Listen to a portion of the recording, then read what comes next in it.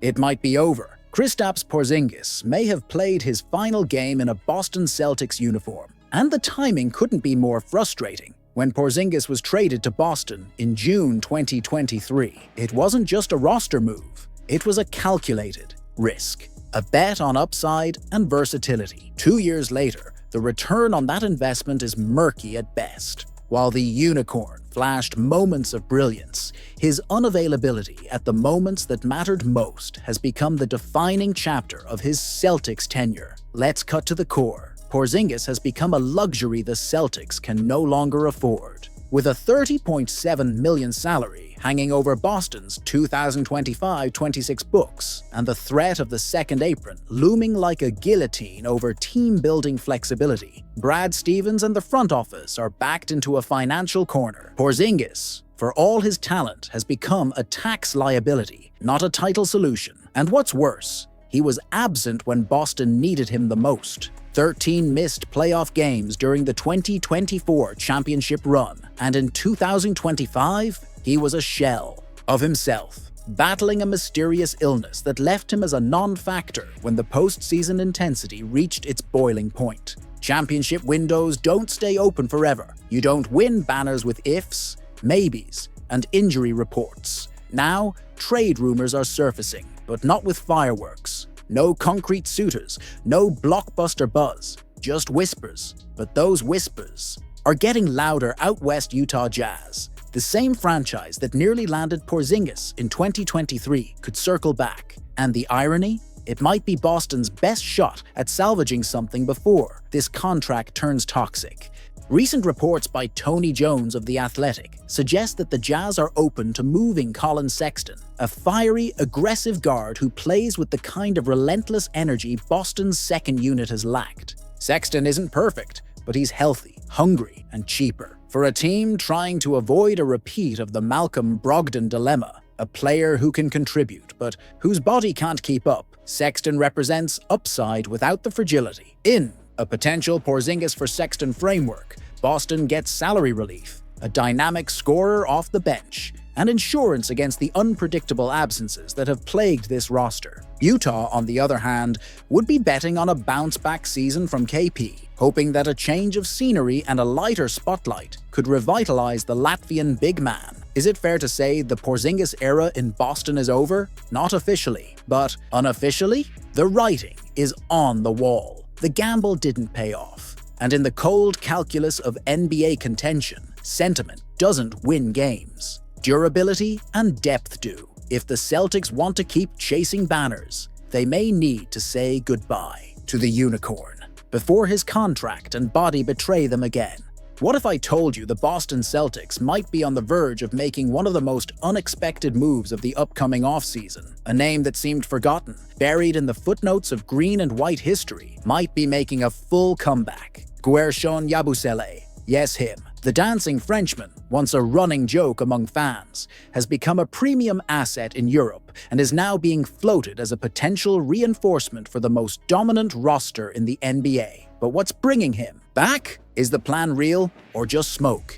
In this video, you'll understand why Yabusele's name is making the rounds behind closed doors in Boston, and why this might change more than you think. Pay attention, because this story has more twists than a Game 7 finale. Let's be honest, if someone said Yabusele back to the Celtics a year ago, you'd laugh. But the context has changed. With names like Luke Cornett possibly leaving and Al Horford getting older, Boston urgently needs physical, versatile, and low-cost options for the bench. Enter Guerschon. Since leaving the NBA, he's turned into a defensive beast at Real Madrid, improved his shooting, tactical awareness, and, believe it or not, led the team in plus-minus during big games. We're talking NBA-level physicality with EuroLeague-level IQ. And here's the kicker. He's already familiar with the franchise. Brad Stevens knows what he lost. And according to sources close to Real, the Celtics have quietly reached out to the players' camp. Coincidence or a plan in motion? And there's more.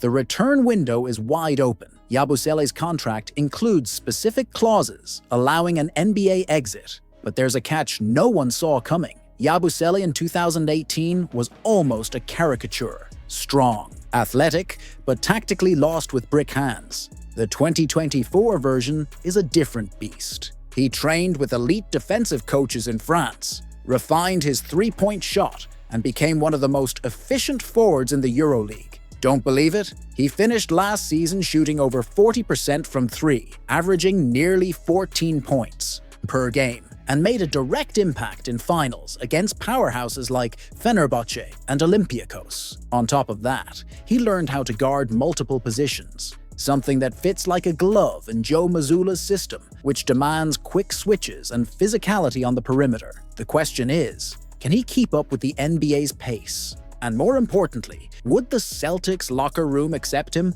Because despite the technical evolution, the Frenchman still carries a tough stigma to shake off.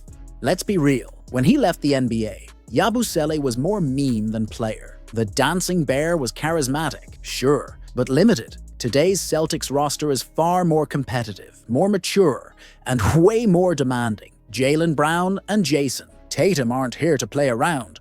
Would Yabusele be seen as a serious contributor or become the punchline again? The answer might lie in his relationship with Kristaps Porzingis, whom he shared a locker room with in Europe. Reports say there's mutual respect, and even recent conversations about a possible reunion stateside. Plus, Brad Stevens is a master at reshaping narratives. He did it with Al Horford, Derek White, even gave Blake Griffin a temporary resurrection. Could Yabusele be the next experiment? The real question now is, does Boston actually need him? Or is this all just smoke and mirrors for something bigger? Here comes the twist.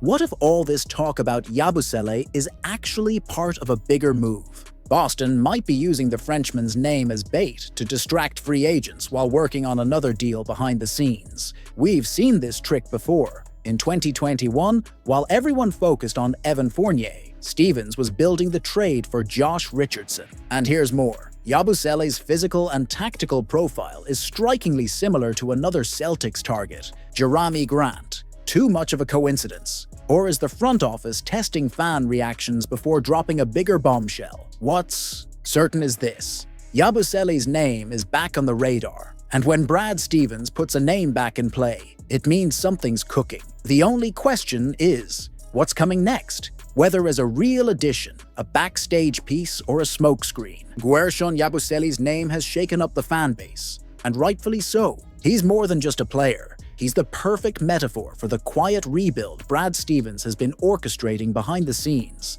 Now, I want to hear from you. Should the Celtics really bet on Yabusele, or is this saga already past its expiration date? Drop your thoughts below. What would you do if you were Brad Stevens? And if you think this story ends here, think again. There's another massive European name on Boston's radar. And in the next video, I'll tell you who it is. See you there.